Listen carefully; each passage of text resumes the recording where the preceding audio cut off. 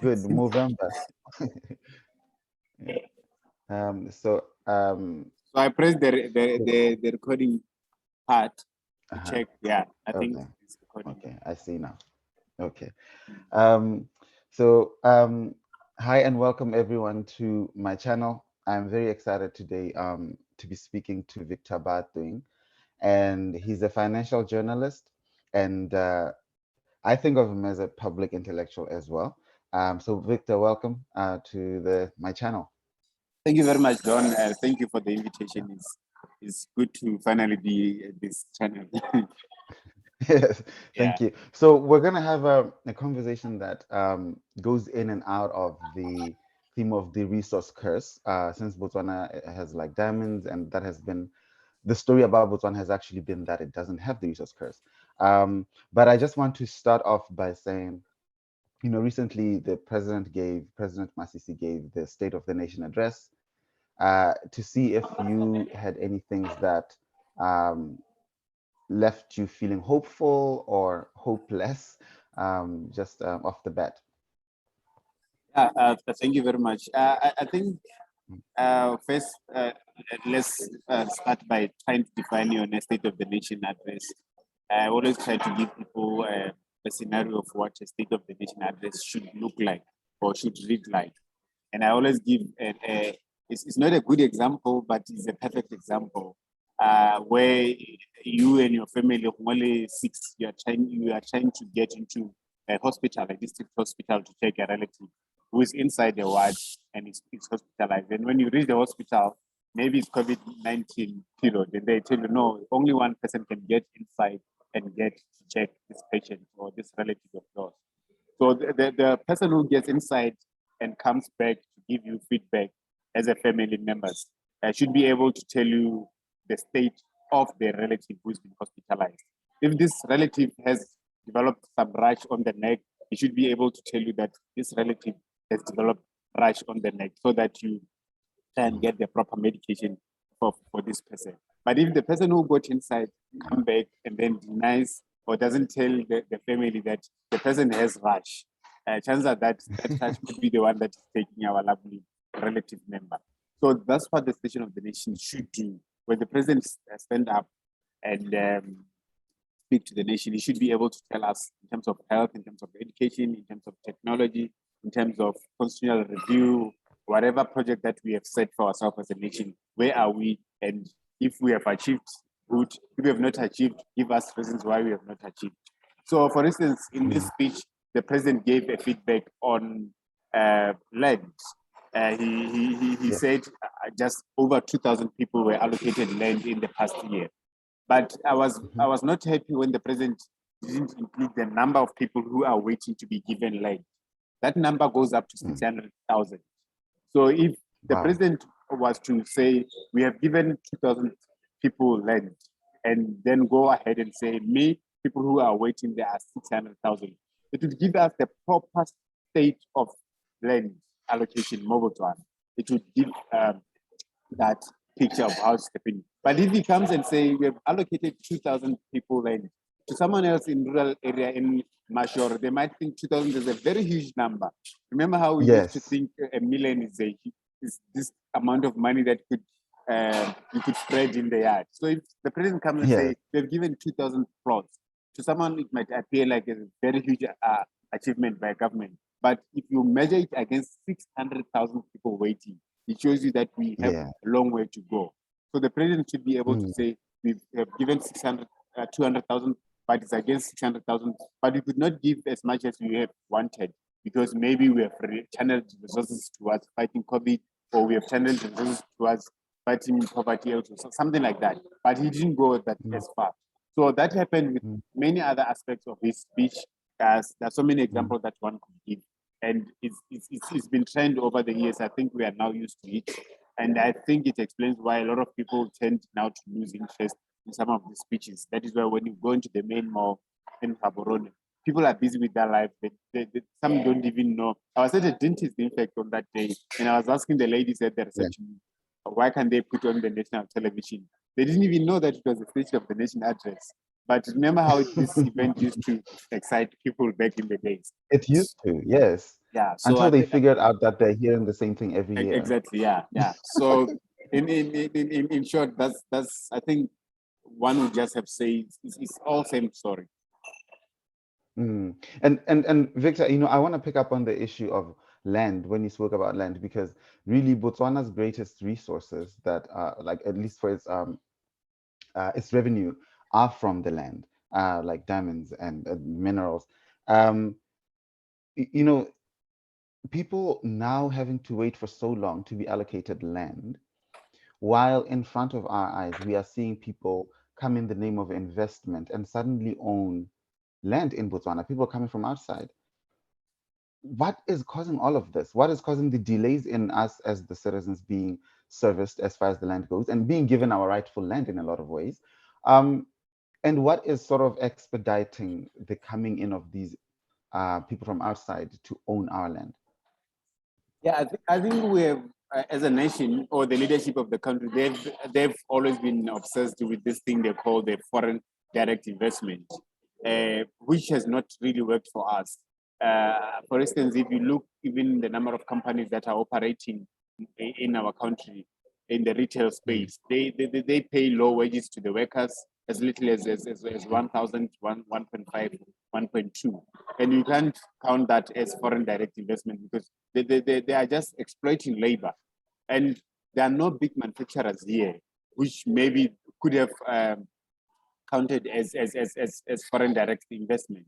So we would have these people coming here, being given land space to open up these big retail stores and mm, exploit some of the workers whom they hired.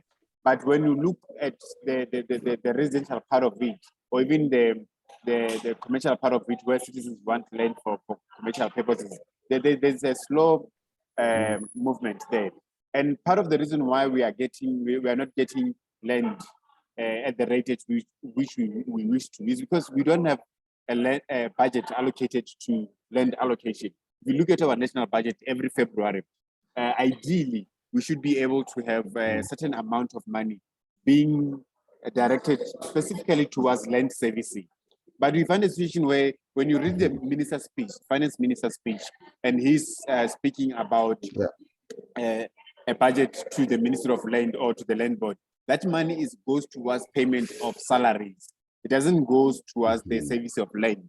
So you'd have this hundreds of people, civil servants, who go to mhm, office. They are paid from mhm, January to December. They sit in the office because they've not been given enough money to go out in the field and survey land and service land. So you'd find that the budget mm, just ends in the day-to-day, what we call the recurrent budget. The development budget part of the land is usually very slow. So that's the main reason why we don't get land. But obviously, it also speaks mm. to political will because some land Yeah. are already serviced, but we don't see it being given out. For instance, the empty spaces that are around Gaborone, which are now being used by criminals to target women and children from school. If there was political will, such could easily be turned into flats and be rented out on a rent by basis to the citizens. So it Mm. would take a political will for that to change. Yeah, I mean, you paint a picture that I already knew, but to be reminded of just the ridiculousness of, I think, in my opinion, the fact that you're telling me the national budget does not have enough allocation for land servicing, and yet the national budget is always constantly criticized for having too big of a share for something like DIS. And I'm bringing DIS in here because just this past week, former minister, the current MP, specially elected MP, Dr. Unity Dow, was speaking about how the DIS is not regulated enough by all three branches of government. And yet it's getting such a lion's share of the national budget. So this kind of trivialization of land issues, do you see it as something that is inflammatory, could sort of cause conflict in Botswana the way that we've seen it in other places, and even lead to, violent instability? Yeah, Ghana miss this thing of us not prioritizing the right things. It's not just even about land. In fact, it starts with not funding research because it would be research that informs you that there's shortage of land among citizens. It will be research that shows you which areas should you channel your energy towards in terms of empowerment, citizen economic empowerment of citizens. To be a research that tells you that shows you the talent and the passion of your people. Passion in other countries pay for citizens. In our country, people they have passion and they have talent, but they can't get money out of it. So if you don't put a certain amount of money towards research, then we would probably not win against this thing. And for land, it's even more painful because even in basic economics, they will tell you that land, labor, and capital, those three are the main components of moving the economy forward. And in our situation, we find a situation where land has been neglected. And we are reaching a point where some foreigners have even gone into issues, into tourism, they've gone into agriculture, areas like agriculture were traditionally for Botswana, were traditionally for the locals. But we now see them moving into that space. That is going to cause some form of conflict at some point. It might not be tomorrow, it might not be next year, but we are moving towards that. It's an issue that the government, if it's serious, they have to attend to it right away, because it's only through land. Now, if we speak about the import bill being at about 90%, we literally import everything in Botswana, from toothpick to toilet paper to matchstick. So if you want to empower people in Reikops or in Bobonong or in Mashoro, some old men and some youth there to try and put up a factory that makes up a toothpick. Those people, they would need land. So if you've done your research and then your research tells you that in Mashoro, there are youth and old men and old women who like color to spend their time playing around with wood. And you know that this talent, they could use it towards making matchsticks or toothpick for the nation. You would have to give them land, and they put up factory, they own that factory, and we have to move away from this thing that we have had over the years where the ownership of factories and ownership of business is just on foreigners and the state. It's not an ideal situation. We have to move to a point where if we set up a factory that does tinned fish in Ngamiland, for instance, the fishermen in Shakawe or in Chobe, they should be able to have a stake in that factory. Exactly. And you know, I mean, I realized that one of the buzz phrases has been the diversification of our economy, and you touched a little bit on the role that land ownership plays in economically empowering the citizens, right? And how are we doing in terms of economic diversification? Because it seems that it would also be impeded by this kind of land gridlock. You know what I mean? Because I mean, how empowered are we to even participate in that diversification if we don't have the land? And I don't mean to harp on too much about the land. I will move away from it. But I think it is at the very crux of why citizens don't feel empowered in Botswana today. Maybe you could just touch up on that a little bit. Yeah, if you heard the president well on Monday, part of the things that he announced was that he has signed the economic inclusion bill into an act. It's now a law. This is a piece of legislation that was initially promised as the Citizen Economic Empowerment Law, but they toned it down. I can tell you that they toned it down because I've read it when it was a bill. I followed the debate in Parliament in August when they were debating it. It has been toned down because now it's coming in the form of a parastatal, which is one weakness we have in Botswana. Whenever we have problems, we create parastatals and hope that those parastatals will solve our problems. So the president have signed this economic inclusion law act, which is now in place. And part of it is that you have a coordinator who would use existing laws, such as the Tribal Land Act, such as the one that established CEDA, such as the one that guides public procurement. So basically, the economic inclusion law is just going to use existing laws. It's just establishing a coordinator. It's creating jobs for friends. In my view, in my honest view, they're just creating jobs for friends. And then once they've done that, then they would have this office which is supposed to identify people that they call targeted. They call them the targeted citizens in that law. They call it targeted citizens. We don't know what that means because even the act itself doesn't necessarily spell out what is a targeted citizen, except that they are saying someone who's been disadvantaged in the past, but who then would define a disadvantage? Because from where I stand, I'm having being landless, I can tell you that I'm disadvantaged. But someone else might come and say, but you are working, you are not disadvantaged. Someone who is not working is the one who's disadvantaged. But you might find that that person who is not working, they probably have land, but they're not working. So the law has been trimmed down. And it's sad because one would have thought for it's the same law that would have been used to move the ownership and control of the market to the citizens, away from the state and away from the foreigners. It's not like we are saying we are getting the whole chunk, but we are saying a certain percentage should be in the control of the hands of the people, because these things helps in the long run. I remember last year when COVID-19 was beginning, and I admired how other people, other citizens of other nations were pledging billions and billions of money towards their government.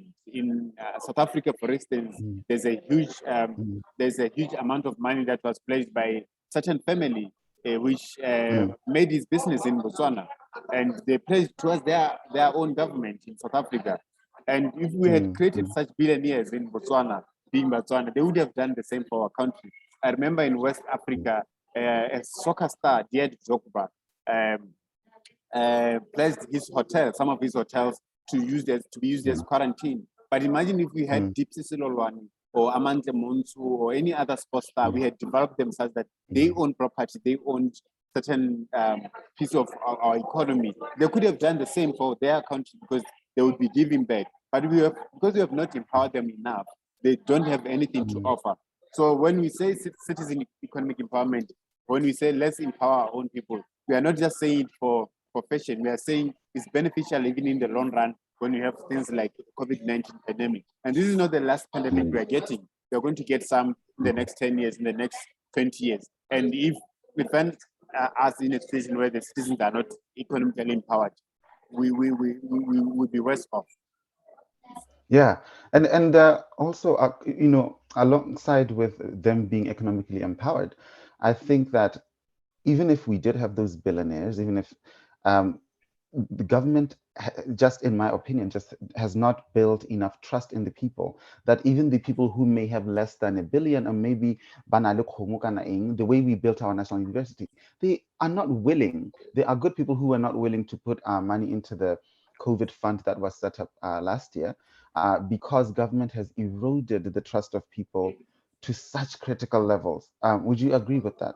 Yeah, it's an issue of trust, Don, you are right. Because cannot trust for government, honestly, to build trust, they need to be some form of transparency. And you gave a good example of the COVID-19 relief fund that was set up in March 2020. We were told at the time by the president that there will be some form of audit that will be done. Of course, I read in one of the newspapers yesterday that the audit has been done, but the promise was that it should be done and the results will be published by July this year. We are now in November. And the government was and we're still hearing the sound of crickets. Exactly. So if the government was transparent enough and be able to say, we got this much from the private sector or from the individuals, and this is the much we used, and this was left, or we ran into deficit because of this and this, it would help build the trust that is needed. But if the money is there and we hear stories of people getting tenders and overpricing because they're dealing with government, and there are certain people who close links to the ruling party, it erodes the trust that people have. And given all those other stories that went to court, and the court nullified such cases where certain individuals were accused of stealing billions, and the cases never saw credible evidence was never brought forth, and the court basically threw the whole case out of the window. All those things they diminish the trust that the people had on their government. So if the government to have trust, they need to start doing things in a more transparent way and do the things the right way. Yes, because I know just how big Botswana's hearts are when they really want to give to a cause.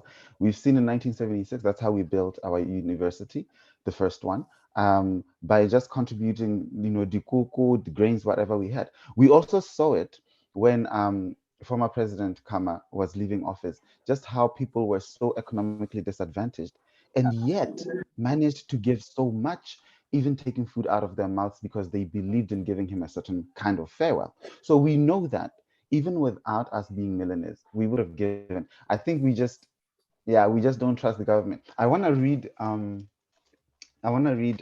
just here because I think a lot of our problems have also to do with uh, the the diamonds, or at least the economy that the diamonds created. Yeah, So it says here that the resource curse, or the paradox of plenty, refers to the failure of many resource-rich countries to benefit fully from their natural resources, and for governments in these countries to respond effectively to public welfare needs, which is what we are talking about. And yet Botswana has this reputation of not being, suffering from the resource curse. I remember a few years ago, I was shooting a documentary about Botswana turning 50, and I was taking my crew to Jwaneng, and the mine next to Jwaneng, I think, is the largest uh, mine of yeah, raw yeah. By diamonds in the value, yeah, world yeah, yeah, by value. yeah. Okay, yeah. Um, and the village, I forget what it's called, where That's this it. mine is, small little settle, yes, didn't have running water. And when they did get running water, it was brown. And this was where so much wealth was coming out of. And for me, that was just disheartening. So I guess my question to you would be, moving away from the land issues, do we have a resource curse in Botswana or not? Because the world is telling us we are so blessed, we are Africa's miracle. But I see different around me. Yeah, I think we do, in the sense that there used to be a point where the answer to that would be no, but now we are at a point where the answer is a straightforward yes. That we thought wrong. These diamonds were in a way a curse, because Yeah. if you ask that question maybe 20 years back, I would say no, because we're at a point where the government, remember, Botswana was credited for being able to be one of the earliest governments ever to set up a joint venture with a private company, DBS, to put up the Yes. Botswana. And this company was put up, it really helped in terms of um, modeling how the government could do business with private entities. Hmm. Is something Hmm. that we could have replicated to on the other side, on the other sectors, not just mining. BMC, for instance, was some form of joint venture between government and the farmers, although it was not formalized. They were just supplying um, the cattle to BMC, but somehow Yes. closer to what ideally we would have done. So we would have done the same thing in technology, would have done the same thing in a lot of other sectors, because it's the model that would have worked for us. But Mhm. even the money that we took from the Botswana, we used it to build infrastructure in the 90s by the then Mhm. President Ray Masive.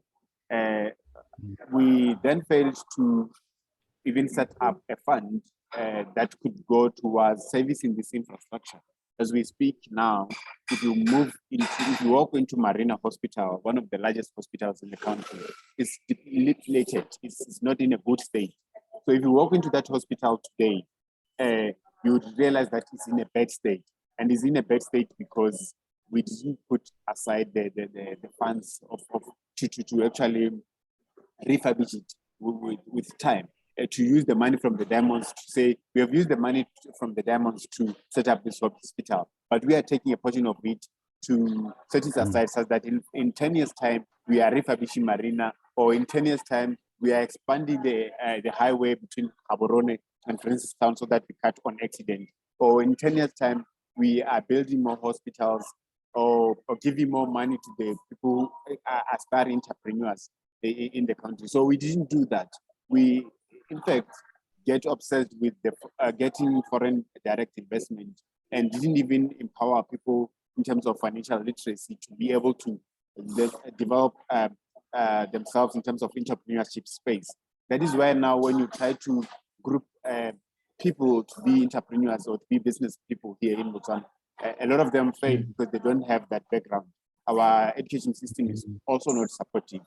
So Yes. because of that, we then became so reliant on the money from the diamonds, such that we were selling a lot of them, and we set up what we call the Pula Fund and the foreign reserves, such that we had, for the longest time, we had a budget that was balanced or that was on surplus until 2008, 2009, when there was a global recession. That's when we started to realize that we are in deep trouble. And the moment we realized that we're in deep trouble, that's the time where we could have shifted towards seeing that we use this money in a productive way. But we didn't do that. That is why now, since the beginning of the National Development Plan, our National Development Plans typically they take 6 years. The current one, NDP 11, started in 2017, it's ending in 2023. And I can tell you that it's been on deficit since it started. Our budget has been on deficit. And we are at a point where we are now forced to borrow from your World Bank, your IMF, and we have already done that. And Where did the money go? Where did the reserves go?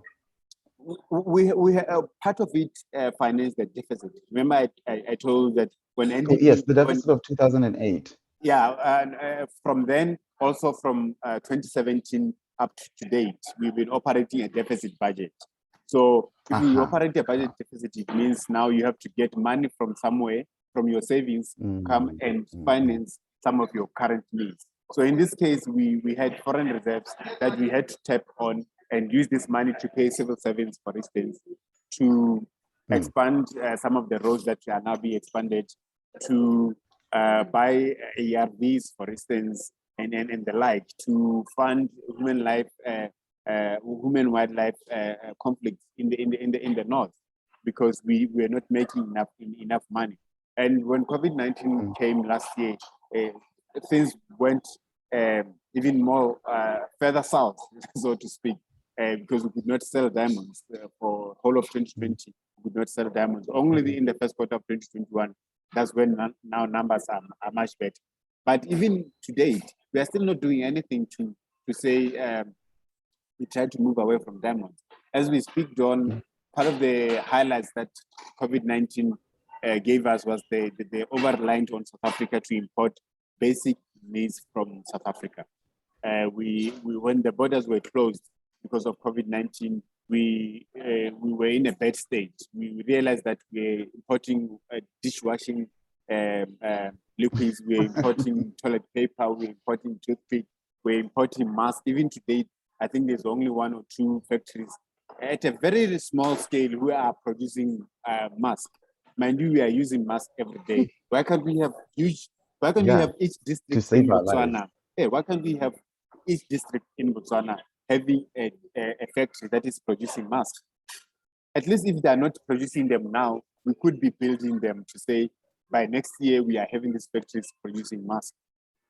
Or any of the basic needs, basic household consumables. Why can't we move towards that direction? Because if we move towards that direction, it helps in the sense that if we ensure that those factories are owned by the locals, it ensures that those people now are creating wealth for themselves. So we then move away from the case of diamond. Because as we stand, each and every time we have a pandemic, or if and every time we have a global crisis, we are one of the people who are mostly hard hit because we can't sell diamonds. In 2008, we could not sell diamonds, it showed. In 2020, we could not sell diamonds, it showed. What is going to happen in the next 5 years if we have another global crisis? It's going to show. Yeah, so, I mean, you know, it's really sad because I think the education system remains really bad. So it means that most of the citizenry cannot really make an appreciation between uh, the diamond economy and their horrible daily realities. Yeah. You know, I mean, recently we were gray listed by, I didn't write notes on this, but Yeah. what was the exact gray listed by the entity that gray listed us? The EU, I think so. I think the Yeah. But EU EU was something. part of it. Yeah. It's a EU was part whole, of it. in fact, closely linked to the UN. It's a committee that Yeah, assesses countries in terms of they are trying to curb money yeah. laundering. So they do Hmm. annual assessment of countries to check whether part of their Yeah, legislation is in place, movement of money in yeah. and outside the country is of Mm. international standard and something that could not, there are no loopholes where that money could be used When the for terrorism and the like. So when they came to assess us in exactly. 2018, they realized that we one country that could be used for such. That's how we got Mm, gray listed. mm. And I mean, in some ways, you know, it's like all these things that are happening are like the resource curse. I mean, you have just in closing, I'll just ask one question, but because all of these are symptoms of the resource curse, I think, of just not using the diamond money properly and not creating fair competition and all of these things. You know, the Dr. Dow was talking about how if we are not careful, future generations will literally spit on their graves. That's the language she used. Yeah. Um, what can we do when it seems that everyone who, you know, our political leaders are just there to steal the resources for themselves as expediently as possible? It seems that merit is not being rewarded. It's all about keeping money within certain families and power. Um, how can a citizen who is not, how can just a mere citizen do anything to mitigate the horrible sort of ruinous acts of these powerful people? Yeah. Yeah. Before I could even answer that, I want to state that Ghana, our diamond case, came in the form of dependency that the government built in on us. Because one, we Mm, had diamonds, we were able to sell these mm, diamonds, and we were able to be given free education. Unfortunately, this free mm. education that we were given was not um, much of a empowerment tool, in the sense Free that, miseducation. yes, in the sense that it doesn't have basics like we don't have basics on entrepreneurship, for Of instance, course not. and we are at a Hmm. point where we could be building a private sector that is an economy that is led by the private sector, and the private Yeah, sector here alone, mostly largely it is citizen. So how then do you expect citizens to play a meaningful role in the private sector economy when they have no knowledge yeah, of what a share is, investment is, and the like? So exactly. because of our education system, we now find a Hmm. situation where even if we wanted to give people funds to run businesses, they don't Mm, have the skills, a lot of them. But exactly. that is a topic for another day. The issue now is how do Mm, we get people to hold our leaders accountable. Traditionally, I exactly. think Yeah, we have not yeah, been able to do that. I'll give you an example with our biggest power station in the country, Murupule B. yeah. When Murupule Yes. B was conceptualized in 2010, Mm, it was ideally yeah. supposed to give us 600 megawatts uh, power. That was an estimate of Hmm. our demand as a nation, to say as a country we need Mm, 600 megawatts. In fact, we needed mm, 550. And then this power station that was being built, we were told it was going to produce 600. So we were supposed to get our 550 and then export the mhm. excess 50 to neighboring countries. Good, yes. Yeah, We then go to the market and put up a tender as a country and say, we want a construction company that will come and put up this power station, this beautiful power station that we want to build. We approach your World Bank and the like to finance this power station. Along the process, a local newspaper picks up that a construction company, a Chinese construction company that was given the tender to build this power station in Morupule B, was not competent enough, at least as per the investigations that were done by the newspaper. The biggest power station they had built at the time was 19 megawatts. Remember, we went to build a 600 megawatts power station. The Wow. biggest that company had built was 90 megawatts. The newspaper then put up a Wow. story to say, well, fine, we hear the aspirations of building this big power station for our nation, but we have our doubts with the company that has been given the tender to build this power station. We are not too sure he is competent enough to do this. And then guess what? The government Yeah. goes to the national television in the evening after the newspaper comes, the newspaper story headline comes out. They goes to the national television in the evening and say, they rebut the story, say the usual line, Muso Sanyahi, to rubbish the story. Oh. And then the Oh. nation Oh. runs behind the government and say, okay, this newspaper is Yeah. malicious, doesn't Yeah. like the government, is not patriotic, blah, Mm-hmm. blah, blah, blah. Okay, Mm-hmm. good. The company comes in our soil, start building up the power station. 2-3 years down the line, 2012, they're supposed to hand Look over at the that. power station. The power station, the company can't hand a proper power station. 2015, the whole nation of Botswana went into load shedding. Whole nation, every now and then, every night we're getting a power station. The economy was affected. The business could not It was run. almost like the government's gift gift to the nation to say, hey, we're about to celebrate 50 years as a nation. Look how Yeah, incompetent we are. Load exactly. shedding, Yeah, boom. just before, a Everyone year gets before, one. before A year before yeah, 2015. yeah. So I'm giving this example because now I think it's one typical example Yeah. where the individual citizens could have stood up and said and went into the archives. Even today, Absolutely. the citizens Yeah. could still go into archives and say, Ghana company, we are paying extra amount of money to ESCOM, South African Power Utility, so that they provide us with electricity. The citizens could go and Yeah. look at that Yeah. newspaper and say, this is a newspaper that put up a story Mhm. and the government you rebutted. Why are you not taking responsibility as leaders of this country to say we were wrong? Yeah. We have to have Yeah. the contractor paying for the extra money that we are paying to ESCO.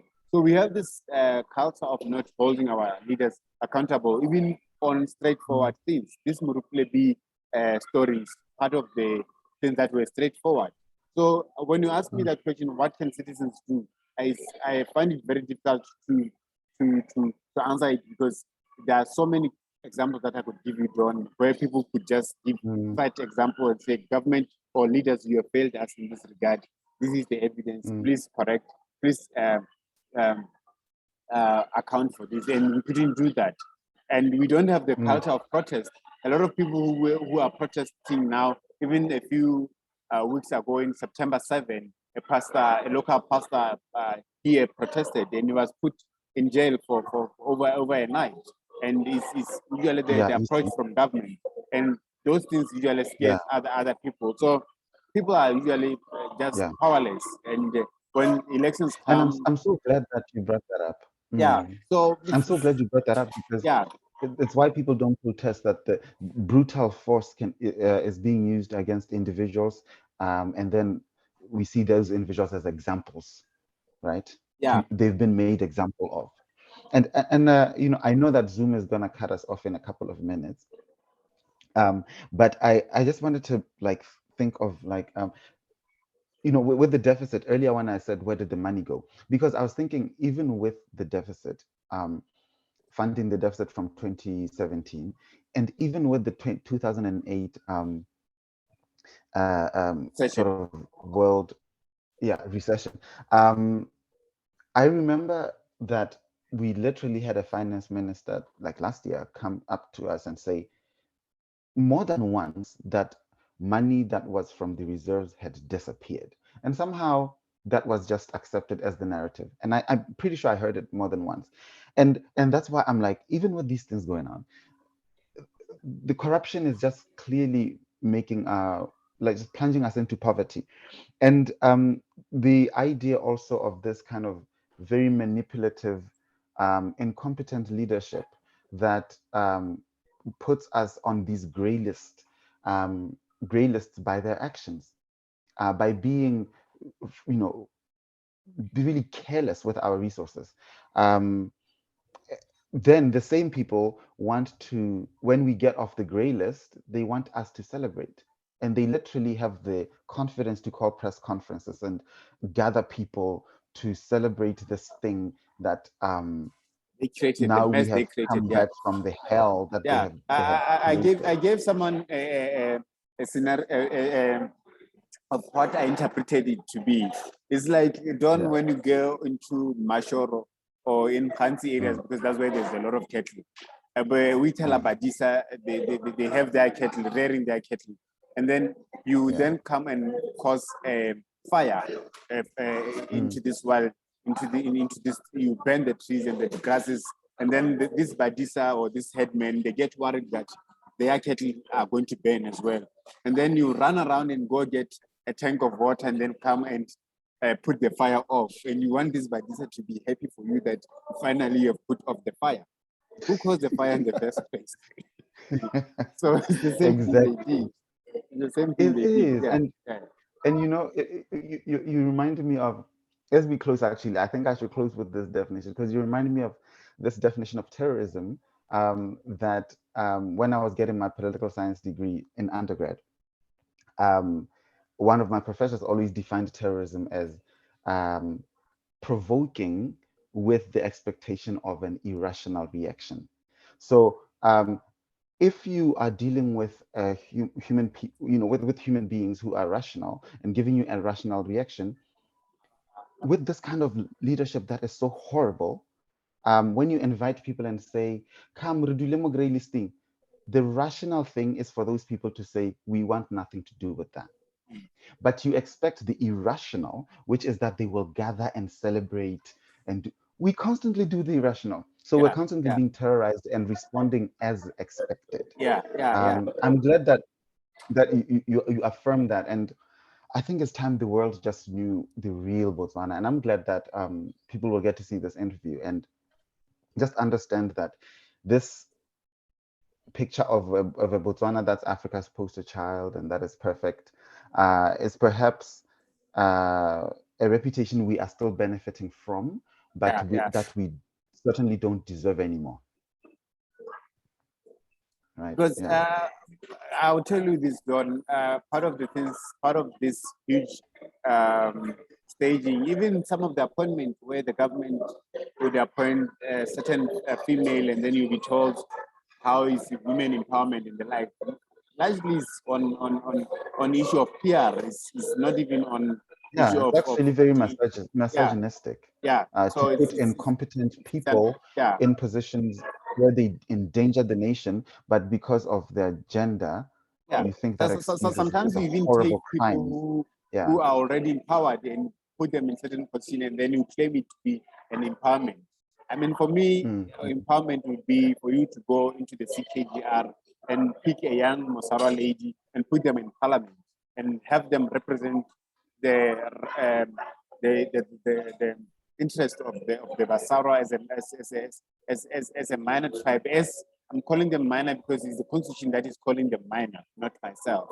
If you go mm, out mm, the CKGR and get a young woman there and put them in parliament as special elected MP, then for me that's a better way of saying you have empowered someone. But if you go into Gaborone and get someone who has masters in economics and then you put them in parliament, then you put them as a finance minister, and then you're telling us that you're empowering women. Who? How? yeah, So yeah. those are Then the things you're, that our yeah, people need to look exactly. out It's and very cosmetic, yeah, very shallow. exactly. I'm so happy that you ended on that note, Victor, because I would like to actually speak to you next time, if you allow me, Yeah, about this issue of minority and majority tribes. Because in London last year, I went to where the Constitution, kind of the building where the Constitution talks were held in 65, yeah, where Philip Natlante famously walked out of those talks because he didn't like the language of minority tribes and majority tribes. So yeah, yeah, yeah. I will invite you again, and thank you so much for talking to me about the economy today. Yeah. And I think I next think that time we can talk about. that would be a very interesting thing to talk about, given that we are going towards the constitutional review. Mind you, the president on Monday announced that he will set up a commission in mid-December, Yes, that would start the process of yes. constitutional review. And this issue of minor tribes and major tribes is one of those that are going to form part of the debate around the constitutional review. Absolutely, especially with right now the way that the feuding between the current president and the former president is also Yeah. according to so-called tribal lines and loyalties. So yes, I look forward to it. Thank you so much, Victor, and have a good day. Thank you very much. Sure, then. Yeah.